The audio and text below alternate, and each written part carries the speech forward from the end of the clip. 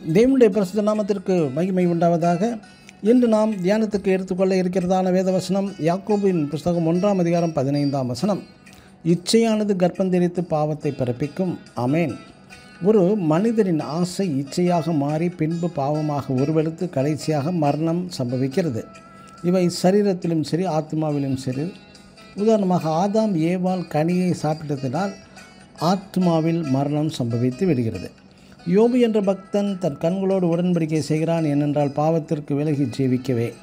மத்தேயு எழுதின சுவிசேஷம் 5ஆம் அதிகாரம் 28ஆம் வசனத்தில் ஒரு ஸ்திரியை இச்சையோடு பார்த்தாலே பாவம் செய்தாயிற்று என்று பரிசுத்த வேதமும் சொல்கிறது. ஒரு ஆண் பெண்ணையும் ஒரு பெண் ஆணையும் சகோதர சகோதரிகளாகவே பார்க்க வேண்டும், இச்சையோடு பார்க்கக்கூடாது என்பது.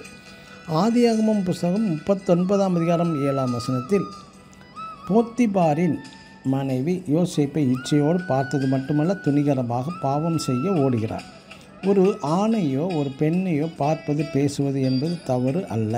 மறுபடியுமாக பார்ப்பதும் பேசுவதும் அதுவே இச்சையாக மாறி அதுவே பாவமாகவும் மாறி ஆத்ம மரணத்தையும் சம்பவிக்கிறது. ஒரு பஞ்சு நூற்பாலையின் மேல் மாடி பகுதியில் அநேக சிறு சிறு குழாய்கள் குறுக்கும் நெடுக்குமாக சென்று கொண்டிருக்கிறது. ஏன் இந்த குழாய்கள் அங்கும் இங்கும் குறுக்கு நெடுக்குமாக ஃபேக்ட்ரி என்று சொல்லிக்கொண்டிருக்கிறது ஃபேக்ட்ரி மேனேஜரிடம் கேட்டபொழுது அவர் சொன்னார், இங்குள்ள பைப்புகள் சிறிய சிறிய இயந்திரங்கள் பெரிய பெரிய இயந்திரங்கள் சூடாகி வெப்பம் அதிகரிக்கும் போது இந்த சிறு சிறு குழாய்களிலிருந்து வெப்பம் துவாரம் மூலமாக வெளியே வருகிறது. தண்ணீர் வெடித்து சிதறி பெரிய பெரிய குழாய்களின் சூட்டை தணித்து விடுகிறது.